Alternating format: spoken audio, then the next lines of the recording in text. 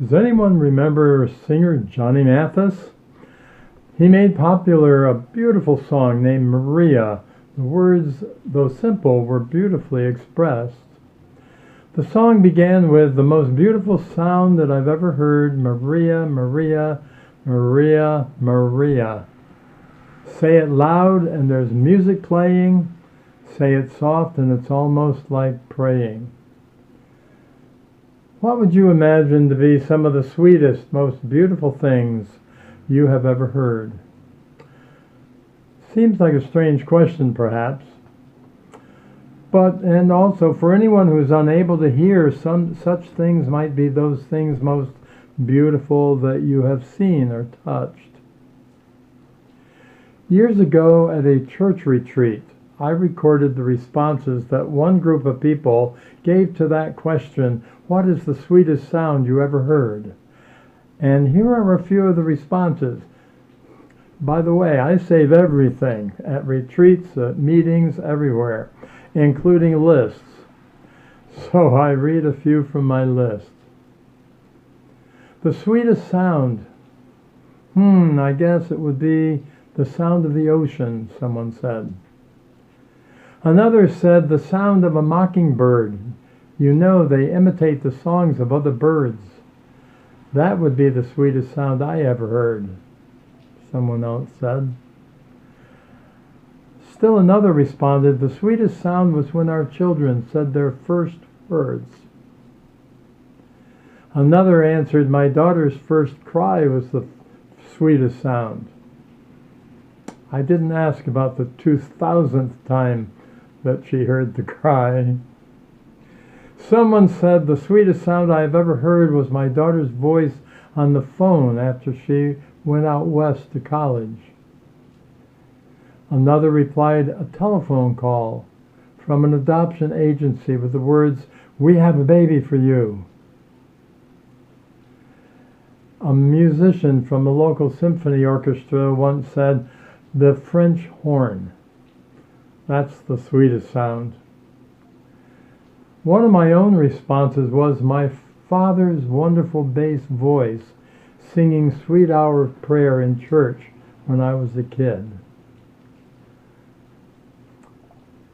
A father spoke of his child's illness and the wash of relief that poured over him when the doctor came out and said, your baby is fine.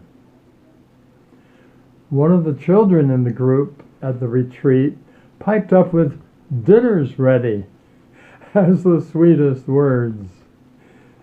Another spoke of being at a lake and hearing the whisper of the wind in the trees while the lake's surface remained in glassy stillness.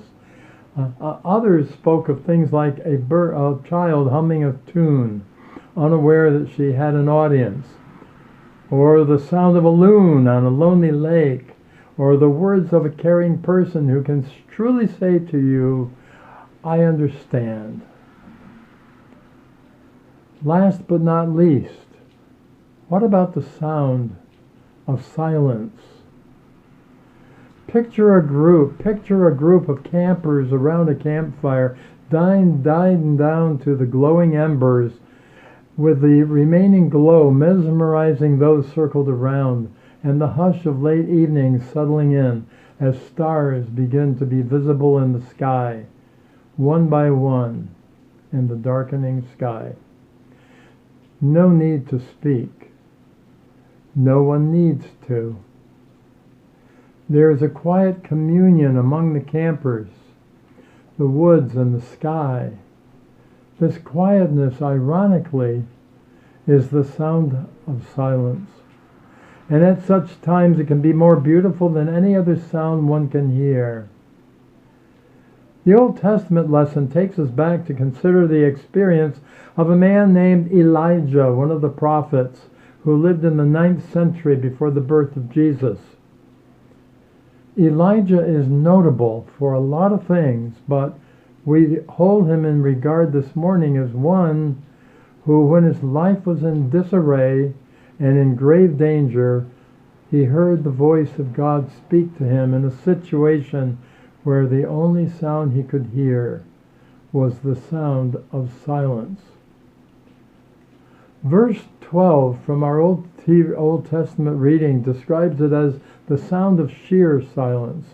And in the King James Version of the Bible, the thought is summed up by noting Elijah heard what only could be said is a still, small voice.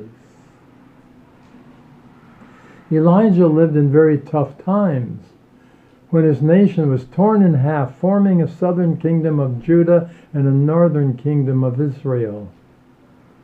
There was no small amount of confusion and anarchy and fear and misdirection and social decay. Society's foundation was trembling and shaking, made many times worse by the fact that Elijah's king, King Ahab, and Queen Jezebel, had become wedded in order to seal a defensive and military alliance against their mutual enemies. The huge problem this caused, however, was the watering down and compromising of the national faith of ancient Israel, which was the glue that held these people together. One can only imagine Elijah hiding out in a secret cave, feeling that all was lost, including his own courage to continue the mission of being a prophet. And right at his point of exhaustion and fear and despair, Elijah experiences one of the sweetest sounds he would ever hear. It was the voice of God in a moment of sheer silence, calling him. Elijah's life wasn't over, as he feared it might be. God had a mission for him to complete, and he was alive for a reason. I worry about people who tell me they are tired, worried, anxious, fearful about some situations in their lives, and yet can find no time in their schedule to step apart, to find a peaceful place for themselves, to experience for themselves the sound of sheer silence, to pray and to meditate, to reflect, or simply listen for God's still small voice, however it might come to them. In the United Church of Christ, one often hears said, God is still speaking. Just as important as that is the question, are we listening? You hear God's voice by taking the time and making the effort to listen. And when you do, you find God calling you to serve.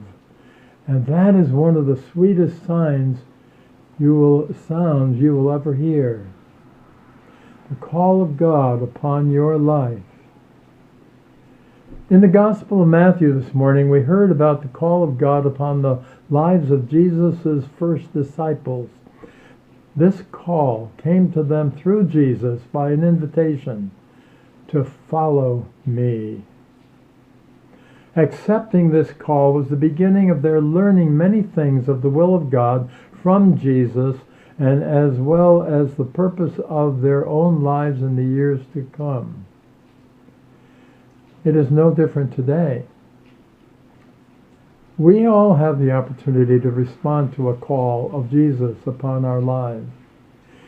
To learn many things of the will of God and to learn how to live, to raise our families, to serve the needs of others, to make a valuable difference in society in ways that joyfully fit into God's plan. I propose today that hearing the call of Jesus upon our lives is in fact the sweetest sound you will ever hear. It is infinitely worth listening for. You know the beautiful hymn, perhaps, that many love to sing. Jesus calls us o'er the tumult of life's busy and restless sea. And his sweet voice sounded saying, Christian, follow me. The world of Elijah was noisy, wild, and restless. The world of Jesus' first disciples, Peter and Andrew, James and John, was noisy, wild, and restless. And the world of you, and you, and you, and all of us, is noisy, wild, and restless. We live in a world of families rushing here and rushing there, pressured children, pressured parents, pressured relationships, pressured lives.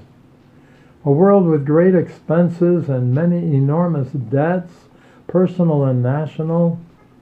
A world needing many psychiatrists and psychologists and clergy and other counselors with waiting lists. A world with rich and poor living side by side but not knowing just how to relate or how to change the divide or to talk about it or how to find a solution. A world fraught with hunger and homelessness and a shortage of human services to meet the needs. A world of international relationships that are sometimes stretched to the breaking time. A world of diverse people, suffering from the social pain of racism and other forms of discrimination and forms of violence. People who could learn to become a beautiful and interwoven fabric of people living together on the same planet if we all would choose to work through our differences with the guidance of someone who knows how. When I personally look for a mainstay in the midst of all this, a foundation upon which to build a positive world, I turn and remember what I believe is the sweetest, most beautiful sound any of us will ever hear, and that is none other than God's own voice calling us above the noise and tumult of life's wild and restless sea, and a voice saying, "Follow me." God has great things in store for us and for the world all around us when we heed and become resolved to listen, to hear, to accept, and then to follow the call. Amen.